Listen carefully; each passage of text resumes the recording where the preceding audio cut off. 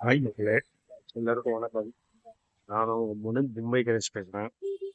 இன்னைக்கு என்ன டாபிக்னா, நான் இது வரைக்கும் மூஞ்சியை காட்டாமல் நான் வெறும் வீடியோ மட்டும் தான் போடுறேன். இந்த எதுக்கு போடுறேன்னா, இது ஒவ்வொரு மக்களுக்கும் விழிப்புணர்வு வரணும்னு சொல்லிட்டு நான் போடுறேன்.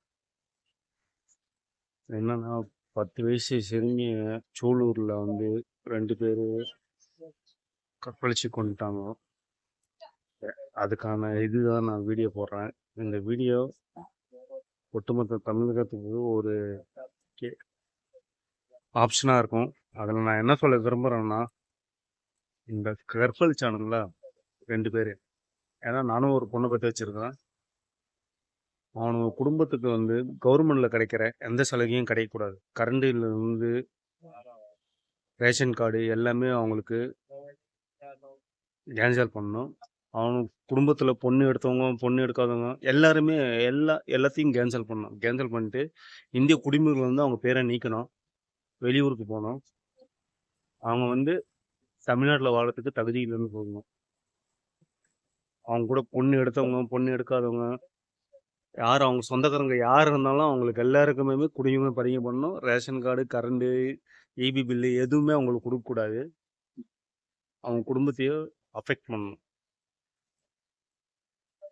அப்படி ஒரு சட்டத்தை கொண்டு வரணும். கற்பழிச்சு உண்மையாக இப்போ ஒரு பொண்ணை தொடர்றவங்களுக்கு வந்து பயம் வரணும். நம்ம இது பண்ணுனா நம்மளோட குடியுரிமை பதிவு, நம்ம குடும்பம் பாதிக்கப்படும். வேணா பொண்ணை பெற்றவங்க ரொம்ப யோசிச்சிருப்பாங்க. நான் இது வந்து என்ன சொல்கிறேன், ஒட்டுமொத்த பெண்கள் வருஷம் சொல்கிறேன். அவன் குடும்பத்தை சவுதி அரேபியாலாம் பார்த்தீங்கன்னா, ஒரு பொண்ணை அவங்க விருப்பம் இல்லாமல் பார்த்தாலே அங்கே நடு ரோட்டில் நிற்க வச்சு சுற்றுவாங்க. ஆனால் இங்கே தமிழ்நாட்டில் அப்படி கிடையாது. அதான் சொல்கிறேன். அதனால் அவங்க கற்பழிச்ச 2 குடும்பத்தில் இருக்கவங்க அவங்களுக்கு கவர்மெண்ட்டில் கிடைக்க வேண்டிய சலுகை எல்லாத்தையும் கேன்சல் பண்ணணும். அதே போல் அவங்க குடும்பத்தை குடியுரிமையை கேன்சல் பண்ணணும். இந்த ஊரில் வாழக்கூடாதுன்னு சொல்லிட்டு அவங்கள அனுப்பிச்சி விடணும். அதே மாதிரி கவர்மெண்ட்டில் கிடைக்க வேண்டிய சலுகை எதுவுமே அவங்களுக்கு கிடைக்கக்கூடாது. எல்லாத்தையும் சேவையை அவங்க பேர்லேருந்து நீக்கணும். பொண்ணு எடுத்தவங்க பொண்ணு எடுக்காதவங்க எல்லாத்தையும் சேவை நீக்கணும். அப்போ தான் இந்த இதுக்கு ஒரு சொல்யூஷன் கிடைக்கும்னு நான் நம்புகிறேன். நான் சொல்கிறது வந்து பார்த்தீங்கன்னா, இது கண்டிப்பாக ஒர்க் அவுட் ஆகும். இதை செயல்படுத்தினா கண்டிப்பாக பயப்படுவானுங்க. பொண்ணை தொடுறதுக்கு பயப்படுவாங்க. என்னங்க ஒரு 10 வயசு குழந்தைங்க, அந்த 10 வயசு குழந்தைங்க என்ன தெரியும்? சாக்லேட்டு கொடுத்து வண்டியில் கூப்பிட்டு போய் அந்த 10 வயசு குழந்தைய இது பண்ணிடுறான். உங்கள் அம்மாவை கூப்பிட்டு போய் பண்ண வேண்டியதானே? உன் பொண்டாட்டியை கூப்பிட்டு போய் பண்ண தானே? உனக்கு பிறந்த பொண்ணை கூப்பிட்டு போய் பண்ண வேண்டியதானே? ஆ இப்போ எல்லாம் என்ன பண்ணுவோம், பொண்ணை பெற்றவங்க எல்லாம் பீதியில் இருப்பாங்க. தனியாக ஸ்கூலுக்கு போகிறதுக்கு அனுப்புறதுக்கு, எதுக்கு வெளியே அனுப்புறதுக்கு. எனக்கும் ஒரு 4 வயசு குழந்த இருக்குங்க. நானும் அந்த பயந்துகிட்டு இருக்கேன். ஆ எப்படியா பசங்க?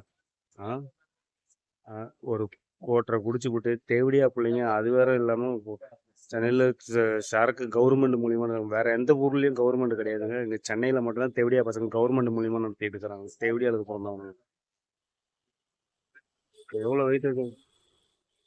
தேவடியா பிள்ளைங்க கவர்மெண்ட்டை ஒழிக்கணுங்க. சென்னையில் மட்டும்தான் கவர்மெண்ட் ஒயின் ஷாப்பு. இவங்க எல்லாம் கவர்மெண்ட் கிடையாது, பிரைவேட்டு. ஆ தேவடியா பசங்க இவனுங்களே இது பண்ணுறானு, இவனுங்களே இது பண்ணுறான்னு பேட்டி கொடுக்குறானோ. ஐயோ ஐயோ இதே விஜய் பொண்ணை வந்து கூப்பிட்டு போய் ரேப் பண்ணியிருந்தா அந்த மாதிரி பண்ணி போயிடுவாங்களா? நான் ஓப்பனாக பேசுகிறேங்க. விஜய் பொண்ணை கூப்பிட்டு போயிட்டு இந்த மாதிரி ரேப் பண்ணிருந்தா விஜய் சும்மா இருந்துப்பானா? உண்டாமா? இந்த வீடியோ பிடிச்சிருந்தால் லைக் பண்ணுங்கள், சப்ஸ்கிரைப் பண்ணுங்கள், ஷேர் பண்ணுங்கள், கமெண்ட் பண்ணுங்கள். பாய்.